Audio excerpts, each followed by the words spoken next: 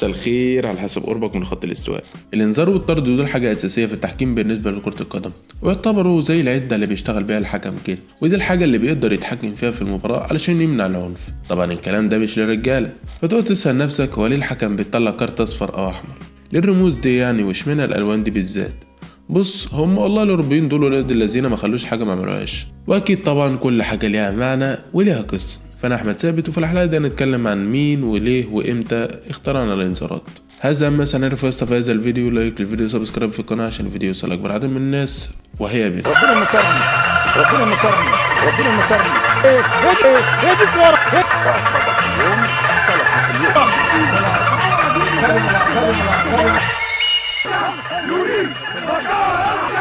يريد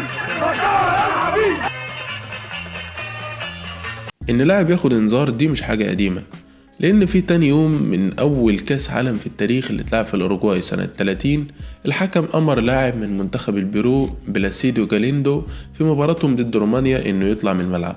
بس موضوع الكارت الأصفر والأحمر ما تعملوش إلا سنة 1970، وكتجربة كمان. الحكام واللعيبة كان صعب عليهم التواصل بسبب اللغات وكده، فتعال معايا في رحلة لكاس عالم إنجلترا سنة 66. دلوقتي احنا في ربع النهائي والمباراة ما بين أسبانيا وإنجلترا، فالحكم طرد اللاعب الأرجنتيني أنطونيو راتين، والحكم نفسه كان ألماني وما كانش بيعرف يتكلم أسباني خالص، فعلشان يطلع من الملعب اضطر 2 ضباط شرطة انهم يطلعوه من الملعب، ودي كانت فضيحة بالمناسبة.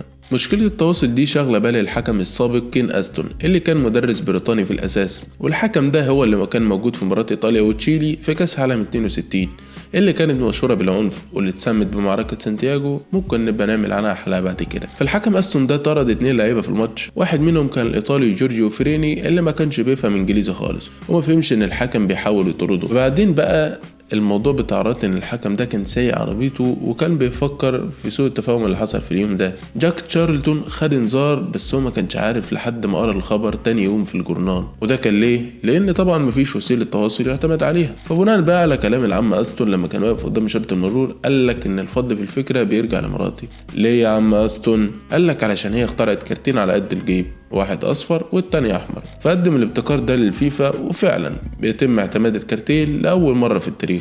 بس انا حاسس انك مش عامل لايك يا اخي، انزل فجر دمر، كسر زر اللايك وتعالى كمل. وبعد ما نجحت الكروت في سنه كاس عالم 70، بدات كل الاتحادات في العالم انها تطبق الموضوع في السنين اللي بعديها. وعشان يكون في علمك ان كاس عالم 70 اللي خدتها البرازيل وبطوله اوروبا 72 ما كانش فيهم ولا حاله طرد واحده، بس في بطوله كاس عالم 74 كان في 5 كروت حمراء. بس المميز هنا ان كان في لاعب تشيلي اسمه كارلوس كاسيلي، ده كان اللاعب رقم 28 اللي خد طرد في كاس العالم، بس ده كان اول طرد بالكارت الاحمر. وفي بلاد كرة القدم الانجليز قالوا لك بقى ايه في سنة 81 احنا لازم نتفزلك ونلغي بقى نظام الكروت عشان قال ايه الحكام ما يتعرضوش للعنف. راموس وبيبي بيتحسروا انهم ما تولدوش في العصر ده والله. ولكن بعد 6 سنين في سنة 87 بيرجعوا الكارت الاصفر والاحمر، وبنفضل نستخدمهم لحد النهارده. وبكده نكون وصلنا لنهاية الفيديو. لو الفيديو عجبك ما تنساش تعمل لايك وقول لنا رايك على الفيديو في كومنت، ولو انت مش مشترك اشترك في القناة وشارك الفيديو عشان يوصل اكبر عدد من الناس. كان معكم احمد ثابت، والسلام عليكم.